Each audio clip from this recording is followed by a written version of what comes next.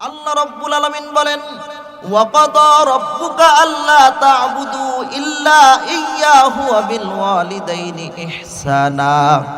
এ পৃথিবীর মানুষ, আমি আল্লাহ রাব্বুল আলামিনের চূড়ান্ত ফয়সালা হচ্ছে আমি আল্লাহ ছাড়া অন্য কারো ইবাদত করবা না, একমাত্র আমি আল্লাহ রাব্বুল আলামিনের ইবাদত করবা।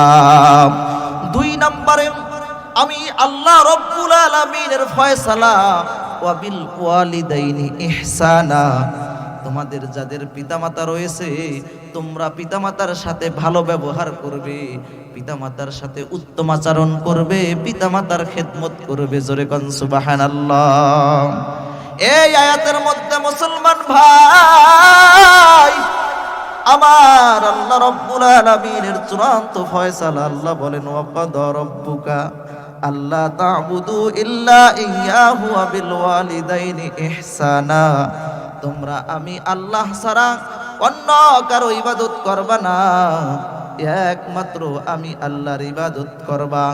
দুই নম্বরে ওয়া বিল ওয়ালিদাইনি ইহসানা, তোমরা পিতামাতার খেদমত করবা। জোরে কোন সুবহানাল্লাহ।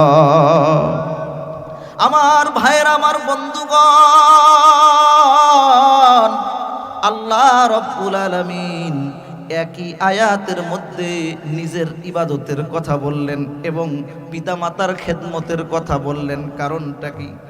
আল্লাহ রাব্বুল আলামিনের ইবাদত করব জন্ম থেকে শুরু করে শেষ নিঃশ্বাসের আগ পর্যন্ত, এক মুহূর্তের জন্য আসমানের মালিক আল্লাহ রাব্বুল আলামিনকে ভুলে থাকা যাবে না। ঠিক তদ্রূপ জন্ম থেকে শুরু করে শেষ নিঃশ্বাসের আগ পর্যন্ত এক মুহূর্তের জন্য পিতামাতার সাথে খারাপ ব্যবহার করা যাবে না। একই আয়াতের মধ্যে যেহেতু আল্লাহ রাব্বুল আলামিন তার ইবাদতের কথা বলেছেন এবং পিতামাতার খেদমতের কথা বলেছেন, এর দ্বারাই বোঝা যায় জন্ম থেকে শুরু করে শেষ নিঃশ্বাসের আগ পর্যন্ত এক মুহূর্তের জন্য আসমানের মালিক আল্লাহ রাব্বুল আলামিনকে ভুলে থাকা যাবে না। ঠিক তদ্রূপ আপনার আমার যাদের পিতামাতা রয়েছে জন্ম থেকে শুরু করে মৃত্যুর আগ পর্যন্ত পিতামাতার খেদমত করা লাগবে। জোরে কোন সুবহানাল্লাহ। এখন প্রশ্ন করতে পারেন, হুজুর, আল্লাহ রাব্বুল আলামিন তিনি আমাদেরকে সৃষ্টি করেছেন, জন্ম থেকে শুরু করে মৃত্যুর আগ পর্যন্ত তার ইবাদত করব, এটা মেনে নিলাম, কিন্তু হুজুর পিতামাতার খেদমত জন্ম থেকে শুরু করে মৃত্যুর আগ পর্যন্ত কেন করব? প্রশ্ন আছে না নাই? তাফসীরের কিতাব খুলে দেখুন, মুফাসসিরিনে কেরাম ঘোষণা দিয়েছেন, এ পৃথিবীর মানুষ তোমরা সবাই জানিয়ে লও, তোমরা সবাই জানিয়ে লও, আল্লাহ রাব্বুল আলামিন পৃথিবীর জমিনে যত মানুষ সৃষ্টি করেছে তার একটা মাধ্যম আছে, আছে না নাই? সেই মাধ্যমটা কি? পিতামাতা। কথা বলেন ঠিক কিনা? যত মানুষ এই পৃথিবীর জমিনে এসেছে সমস্ত মানুষের এক পিতামাতা রয়েছে। কথা বলুন ঠিক কিনা? একটা মাধ্যম রয়েছে, সেই মাধ্যম পিতামাতা। এখন প্রশ্ন করতে পারেন, হুজুর আল্লাহ রাব্বুল আলামিন হযরত আদম আলাইহিস সালাতু ওয়াস সালামকে সৃষ্টি করেছে, তার বাবাও নাই, তার মাও নাই। কথা বলেন ঠিক কিনা? আল্লাহ রাব্বুল আলামিন तमाम পৃথিবীর মানুষগুলোকে জানায়া দেয়, পৃথিবীর মানুষ আমি আল্লাহ রাব্বুল আলামিন হযরতে আদম আলাইহিস সালাতু ওয়াস সালামকে সৃষ্টি করেছি, তার বাবাও নাই, তার মাও নাই। আমি কুদরত দেখাইছি, আমি আল্লাহ রাব্বুল আলামিন পিতামাতা ছাড়াও সন্তান পাঠাইতে পারি। জোরে কোন সুবহানাল্লাহ। এখন প্রশ্ন করতে পারেন, হুজুর হযরতে ঈসা আলাইহিস সালাতু ওয়াস সালাম আল্লাহ রাব্বুল আলামিন তাকে দুনিয়ার জমিনে পাঠাইছেন। পবিত্র কোরআনুল কারীম খুলে দেখুন, হযরতে ঈসা আলাইহিস সালাতু ওয়াস সালামের মা রয়েছে, বাবা কিন্তু নাই। আল্লাহ রাব্বুল আলামিন तमाम পৃথিবীর মানুষগুলোকে জানায়া দেয়, পৃথিবীর মানুষ আমি আল্লাহ রব্বুল আলামিন কুদরত দেখাইছি, আমি আল্লাহ রব্বুল আলামিন পিতা ছাড়াও সন্তান পাঠাইতে পারি। জোরে কোন সুবহানাল্লাহ। আমার ভাইয়ের, আমার বন্ধুগণ, ওই স্থানটা এখন বন্ধ হয়ে গেছে, ওই মাধ্যমটা এখন বন্ধ হয়ে গেছে। কিয়ামত পর্যন্ত দুনিয়ার জমিনে যত সন্তান আসবে তাদের বাবাও থাকবে, তাদের মাও থাকবে। কথা বলেন ঠিক কিনা?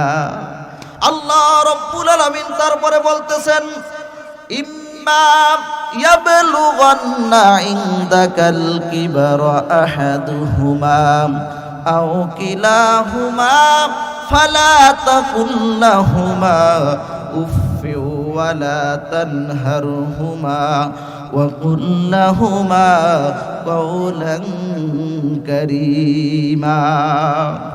আল্লাহ রাব্বুল আলামিন বলেন, এ পৃথিবীর মানুষ, তোমরা জানিয়া লও,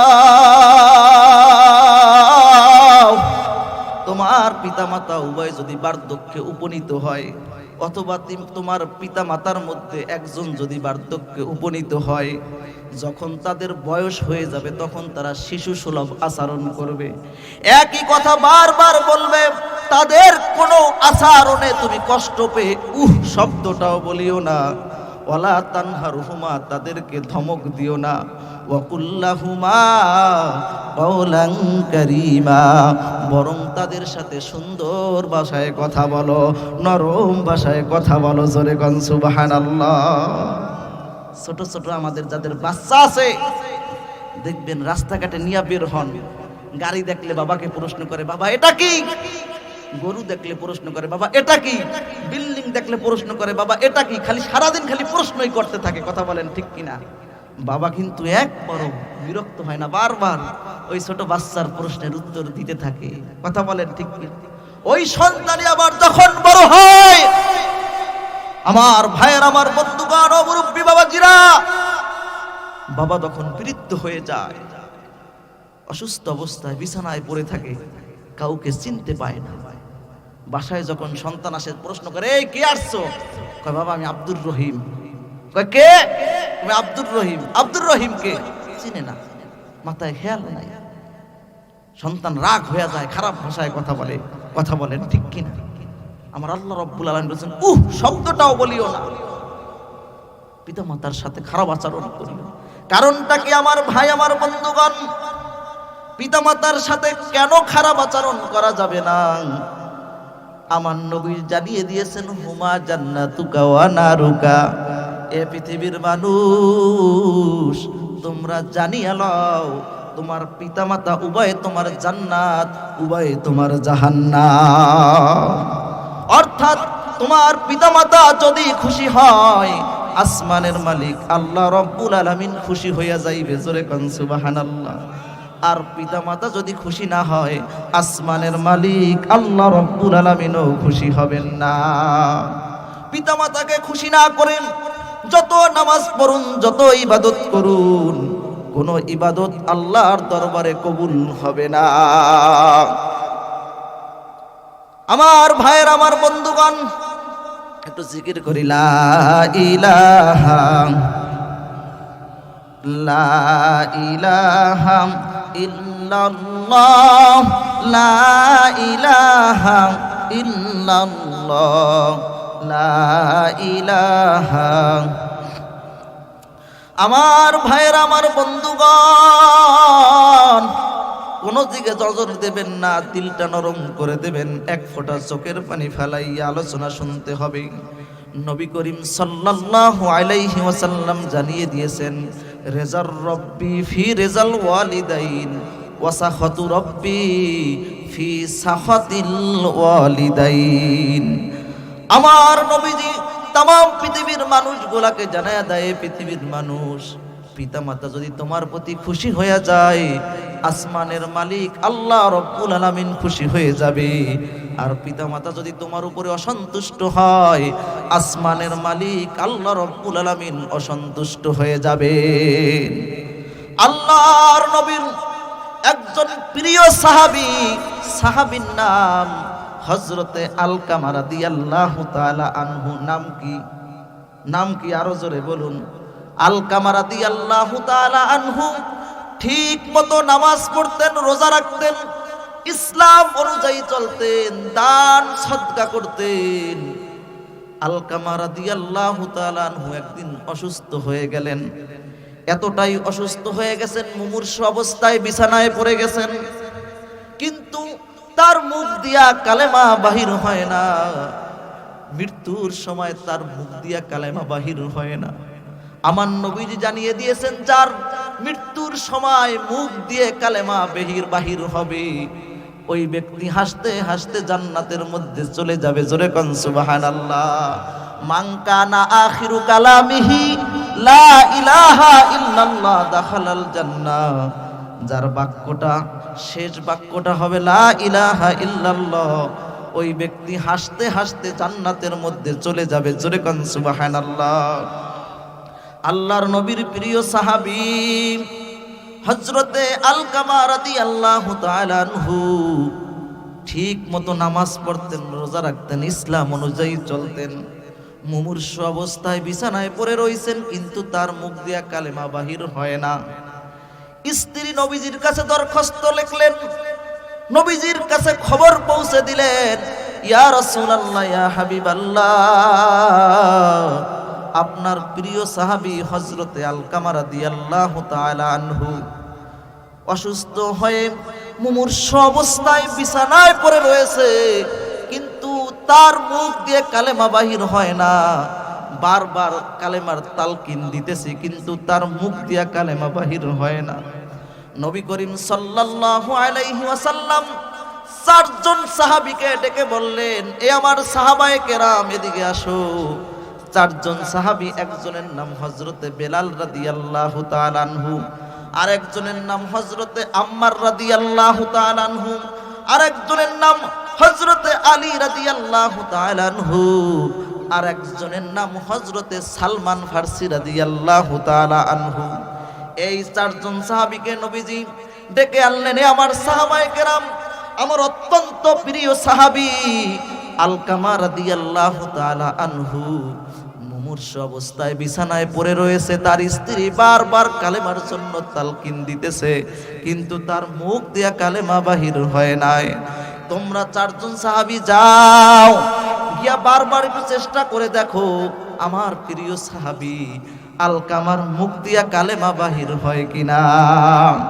নবী করিম সাল্লাল্লাহু আলাইহি ওয়াসাল্লামের কথা অনুযায়ী হযরতে বেলাল, হযরতে আলী রাদিয়াল্লাহু তাআলা আনহু, হযরতে আম্মার রাদিয়াল্লাহু তাআলা আনহু, হযরতে সালমান ফারসি রাদিয়াল্লাহু তাআলা আনহু, চারজন সাহাবী দৌড়াইতে দৌড়াইতে হযরতে আলকামার বাড়িতে উপস্থিত।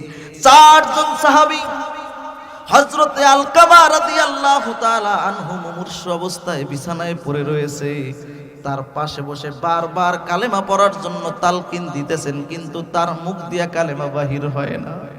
হযরতে আলী রাদিয়াল্লাহু তাআলা আনহু ডাক দিয়া বলে, বেলাল, বারবার চেষ্টা করতেছি, মুখ দিয়া তো কালেমা বাহির হয় না, যাও যাও জলদি চলে যাও, নবীজির কাছে খবর দাও। ইয়া রাসূলুল্লাহ, ইয়া হাবিবাল্লাহ, আমরা বারবার চেষ্টা করতেছি, কিন্তু আমাদের মুখ দিয়া কালেমা বাহির হয় না। হযরতে বেলাল রাদিয়াল্লাহু তাআলা আনহু হযরতে আলী রাদিয়াল্লাহু তাআলা আনহুর কথা অনুযায়ী দৌড়াইতে দৌড়াইতে নবী করিম সাল্লাল্লাহু আলাইহি ওয়াসাল্লামের কাছে উপস্থিত। ইয়া রাসূলুল্লাহ, ইয়া হাবিবাল্লাহ, আমরা চারজন সাহাবী অনেকবার তালকিন দেওয়ার চেষ্টা করতেছি, কিন্তু আলকামার মুখ দিয়া কালেমা বাহির হয় না। আমি নবী করিম সাল্লাল্লাহু আলাইহি ওয়াসাল্লাম বলে, বেলাল, যাও যাও যাও, আলকামার স্ত্রীর কাছে নিয়ে খবর দাও, খবর দিয়া তার কাছ থেকে জানিয়ে লও আলকামার পিতামাতা কেউ কি দুনিয়ার জমিনে বেঁচে আছে। হযরতে বেলাল রাদিয়াল্লাহু তাআলা আনহু নবী করিম সাল্লাল্লাহু আলাইহি ওয়াসাল্লামের কথা অনুযায়ী দৌড়াইতে দৌড়াইতে হযরতে আলকামা রাদিয়াল্লাহু তাআলা আনহুর বাড়িতে এসে উপস্থিত হয়েছেন। আসার পরে হযরতে বেলাল রাদিয়াল্লাহু তাআলা আনহু হযরতে আলকামা রাদিয়াল্লাহু তাআলা আনহুর স্ত্রীর কাছে প্রশ্ন করলেন, এই যে আলকামা অসুস্থ, তার পিতামাতা কেউ কি জীবিত আছে? হযরতে আলকামা রাদিয়াল্লাহু তাআলা আনহুর স্ত্রী বলতেছে, বেলাল, তার বাবা নাই কিন্তু মা জীবিত আছে। হযরতে বেলাল রাদিয়াল্লাহু তাআলা আনহু আবার দৌড়াইতে দৌড়াইতে নবীজির কাছে গেছে, ইয়া রাসূলুল্লাহ, ইয়া হাবিবাল্লাহ, হযরতে আলকামা রাদিয়াল্লাহু তাআলা আনহুর বাবা নাই, মা জীবিত আছে। নবী করিম সাল্লাল্লাহু আলাইহি ওয়াসাল্লাম বলে, বেলাল, জলদি চলে যাও, আলকামার মায়ের কাছে গিয়া আমার সালাম পৌঁছে দিবা। বলবা নবীজি আপনাকে সালাম পাঠাইছে, আপনি যদি যাইতে পারেন নবীজির কাছে যাবে, আর আপনি যদি যাইতে না পারেন নবী করিম সাল্লাল্লাহু আলাইহি ওয়াসাল্লাম আপনার কাছে আসবে।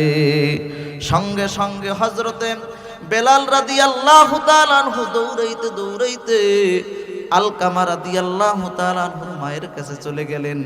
গিয়া বললেন, নবী করিম সাল্লাল্লাহু আলাইহি ওয়াসাল্লাম আপনাকে সালাম জানাইছে, আপনি যদি যাইতে পারেন তাহলে চলেন, যদি যাইতে না পারেন নবীজি আপনার কাছে আসবে।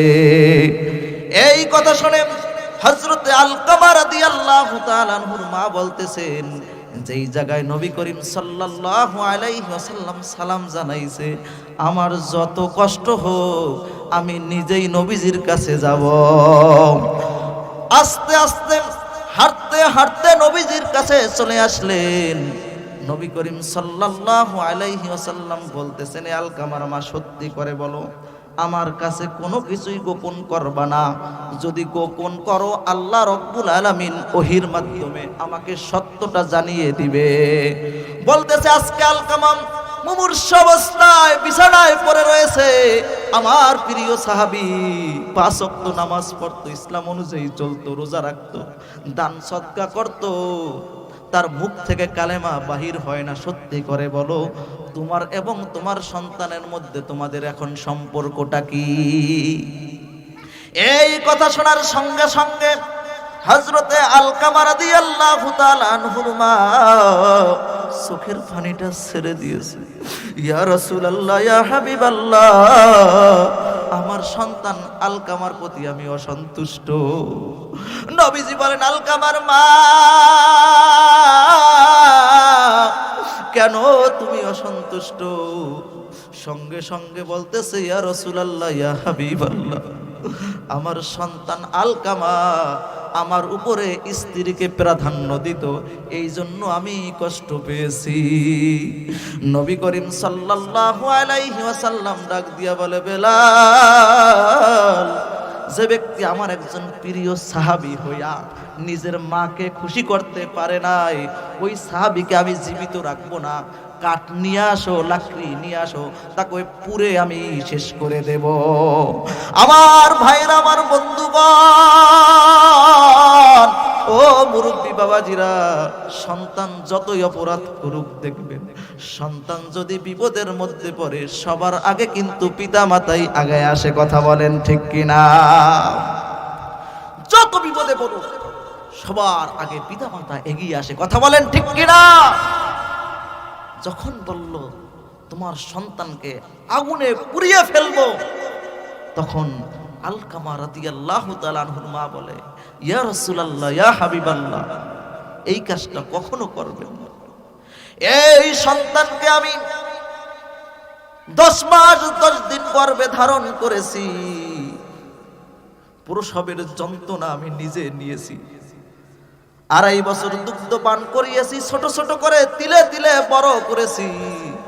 আমার সন্তানকে আমার সামনে আগুনে পুড়ে ফেলবেন, এটা আমি মা কখনো মেনে নিতে পারি না। আমার নবীজি বলেন, হে আলকামার মা, তুমি যদি তোমার সন্তানের প্রতি খুশি না হও, তাহলে তোমার সন্তানের প্রতি আল্লাহ রব্বুল আলামিন খুশি হবে না। তাহলে কাজ করো, আজকে এই মুহূর্তে তুমি তোমার সন্তানকে মাফ করে দাও। এই কথা শোনার সঙ্গে সঙ্গে হযরতে আলকামা রাদিয়াল্লাহু তাআলা আনহুর মা বলতেছে, ইয়া রাসূলুল্লাহ, ইয়া হাবিবাল্লাহ, এই সন্তানকে কষ্ট করে লালন পালন করেছি, এই সন্তানকে আমি মাফ করে দিলাম। জোরে কোন সুবহানাল্লাহ। ওরে মায়ের কান্দন যাবত জীবন,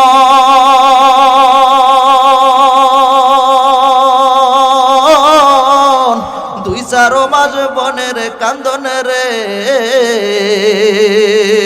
আরে ঘরের পরিবারের কান্দন কয়েকদিন পর থাকে না।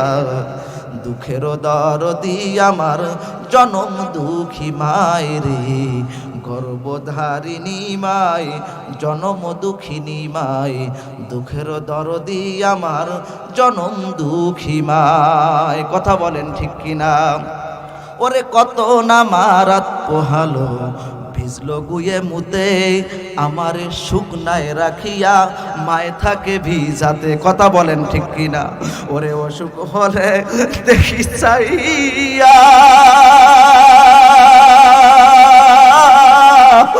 মোর মায় রইছে বিছানায় বৈশা রে। আরে আমায় আল্লাহ নাও গো তবে সন্তানের দিও না। দুঃখের দরদি আমার জনম দুঃখী মায়েরে, গর্ভধারিণী মাই জনম দুঃখিনী মাই, দুঃখের দরদি আমার জনম দুঃখী মাই। ওরে জ্ঞানী লোকে ভেবে বলে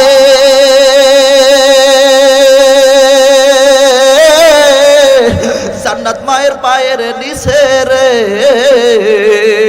ওরে তোরা দেখ বুখারী হাদিস খুলে করছে নবী ঘোষণা, দুঃখের দরদি আমার জনম দুঃখী মায়েরে, গর্ভধারিণী মাই জনম দুঃখিনী মাই, দুঃখের দরদি আমার জনম দুঃখী মাই। কথা বলেন ঠিক কিনা? ডাক দিয়ে বলতেছে, ইয়া রাসূলুল্লাহ, ইয়া হাবিবাল্লাহ, আমার সন্তানকে আমি 10 মাস 10 দিন গর্ভে ধারণ করেছি। আজকের এই মুহূর্তে আমি আমার সন্তানের প্রতি খুশি হয়ে গেলাম। জোরে কোন সুবহানাল্লাহ। আমার নবীজি বলেন, বেলাল রে যাও, জলদি চলে যাও, যাইয়া দেখো আলকামার কি অবস্থা। হযরতে বেলাল রাদিয়াল্লাহু তাআলা আনহু নবীজির কথা অনুযায়ী দৌড়াইতে দৌড়াইতে যেই বাসার মধ্যে, যেই রুমের মধ্যে আলকামা থাকে সেখানে চলে আসলেন। ঘরের মধ্যে এখনো প্রবেশ করতে পারে নাই। সঙ্গে সঙ্গে হযরতে বেলাল লক্ষ্য করে শুনেন কে যেন পড়তেছে, লা ইলাহা ইল্লাল্লাহু মুহাম্মাদুর রাসূলুল্লাহ। হযরতে বেলাল লক্ষ্য করে দেখেন যে কালেমা পড়তেছে। ঘরের মধ্যে প্রবেশ করে দেখেন এটা কেউ না, হযরতে আলকামা রাদিয়াল্লাহু তাআলা আনহু কালেমা পড়তেছে। জোরে কোন সুবহানাল্লাহ। আমার ভাইরা, আমার বন্ধুগণ, তামবিহুল গাফিলিন কিতাবটা খুলে দেখেন, ইমাম আমার ভাইরা, আমার বন্ধুগণ, ফকি আবুল্লাহ সামারকান্দি রহমাতুল্লাহি আলাইহি সুন্দর মতো করে বর্ণনা করে দিয়েছেন। আলকামা রাদিয়াল্লাহু তাআলা আনহু কালেমা পড়লেন, ওই দিনই ইন্তেকাল করলেন। নবী করিম সাল্লাল্লাহু আলাইহি ওয়াসাল্লাম জানিয়ে দিয়েছেন, আমার সাহাবায়ে কেরাম, আসো আসো, তোমরা সবাই আসো। আমার প্রিয় সাহাবী হযরতে আলকামা রাদিয়াল্লাহু তাআলা আনহু দুনিয়া থেকে বিদায় নিয়েছে। আজকে তার দাফন কাফনের ব্যবস্থা করো। সমস্ত সাহাবায়ে কেরাম দাফন কাফনের ব্যবস্থা করলেন। নবী করিম সাল্লাল্লাহু আলাইহি ওয়াসাল্লাম জানাজার সময় হাজির। জানাজার সময় আমার নবীজি ভাষণ দিতেছেন, এ আমার সাহাবায়ে কেরাম, এ পৃথিবীর মানুষ, তোমরা জানিয়া লও, তোমরা জানিয়া লও, তুমি যদি তোমার পিতা মাতাকে খুশি না করিয়া যত নামাজ পড়ো, যত রোজা রাখো, যত কিছুই করো, আল্লাহর দরবারে সব কিছুর কোনো দাম নাই। জোরে বলুন আল্লাহু আকবার। অতএব আমার ভাই, আমার বন্ধুগণ, আপনি যদি নামাজ রোজা সব কিছু আল্লাহ রব্বুল আলামিনের কাছে কবুল হইতে চায়, এক নম্বরে পিতামাতার খেদমত করা লাগবে, পিতামাতাকে খুশি করা লাগবে। পিতামাতা যদি খুশি হয়ে যায়, আসমানের মালিক আল্লাহ রব্বুল আলামিন খুশি হয়ে যাবেন। আমার নবীজির কাছে একজন লোক এসে প্রশ্ন করলো, ইয়া রাসূলুল্লাহ, ইয়া হাবিবাল্লাহ, আল্লাহ রব্বুল আলামিনের কাছে প্রিয় আমল কি? নবী করিম সাল্লাল্লাহু আলাইহি ওয়াসাল্লাম জানিয়ে দিলেন, as-সালাতু আলা ওয়াক্তিহা। আল্লাহ রব্বুল আলামিনের কাছে এক নাম্বার প্রিয় আমল হইল সময় মতো নামাজ পড়া। জোরে কোন সুবহানাল্লাহ। আমার ভাইয়ের, আমার বন্ধুগণ, দুই নম্বরে আমার নবীজির কাছে প্রশ্ন করলেন, ইয়া রাসূলুল্লাহ, ইয়া হাবিবাল্লাহ, আল্লাহ রব্বুল আলামিনের কাছে দুই নম্বরে প্রিয় আমল কি? সঙ্গে সঙ্গে আমার নবী জানিয়ে দিলেন, বিররুল ওয়ালিদাইন, পিতামাতার খেদমত করা। তিন নম্বরে আমার নবীজির কাছে প্রশ্ন করলেন, ইয়া রাসূলুল্লাহ, ইয়া হাবিবাল্লাহ, তিন নম্বরে আল্লাহ রব্বুল আলামিনের কাছে প্রিয় আমল কি? আমার নবীজি সঙ্গে সঙ্গে বলতেছেন, আল জিহাদু ফি সাবিলিল্লাহ। জোরে কোন সুবহানাল্লাহ। আমার ভাই, আমার বন্ধুগণ, আমাদের সমাজের মধ্যে অসংখ্য সন্তান রয়েছে, অনেক অর্থ সম্পদের মালিক, কিন্তু পিতামাতার খোঁজ খবর নেয় না। আছে না নাই? অনেক সময় দেখা যায় বাবা মা বুড়া হয়ে গেছে, এখন কিছু করতে পারে না, সন্তানরা অনেক টাকার মালিক, সন্তানরা বাবা মাকে খাওয়াইতে চায় না, এলাকার মেম্বারের কাছে বিচার যায়। কথা বলেন ঠিক কিনা? অনেক সন্তান রয়েছে, ভাইরা ভাইরা ভাগাভাগি করে, এরকম সন্তান আছে না নাই? কয় তুই 10 দিন খাওয়াবি, তুই 10 দিন খাওয়াবি, তুই 10 দিন খাওয়াবি। দেখানো যায় এক সন্তান 10 দিনের 9 দিন খাওয়াইছে, পরের দিন 10 দিন যখন খাওয়ানো হয়েছে, তখন বলতেছে, মা গো, কালকে থেকে আমার বাসায় তোমার খানা বন্ধ, তুমি অমুক পোলার বাসায় খাইবা। এরকম সন্তান আছে না নাই? আমার মা তখন ডাক দিয়া বলে মনে মনে, ওরে সন্তান,